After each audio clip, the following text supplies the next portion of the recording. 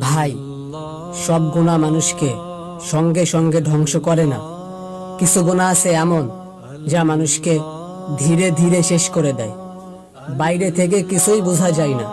মানুষ দেখে তুমি হাসছো, কথা বলছো, স্বাভাবিক আছো, কিন্তু তারা জানে না তোমার অন্তরের ভিতরে কত অন্ধকার জমে গেছে।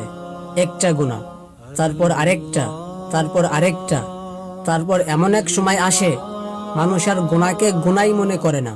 এটা সবচেয়ে ভয়ঙ্কর। ভাই, যে গুনাহ প্রথমবার করতে লজ্জা লাগতো, আজ সেটা সহজ হয়ে গেছে। যে জিনিসটা এক সময় দেখতে ভয় লাগতো, আজ সেটা স্বাভাবিক মনে হয়। যে হারাম এক সময় অন্তর কাঁপাইতো, আজ সেটা রাতের অভ্যাস হয়ে গেছে। এটাই অন্তরের অসুস্থতা, এটাই রুহের মৃত্যু। গোপন গুনাহ মানুষকে ভিতর থেকে পুড়িয়ে দেয়। মানুষের সামনে তুমি হয়তো ভালো,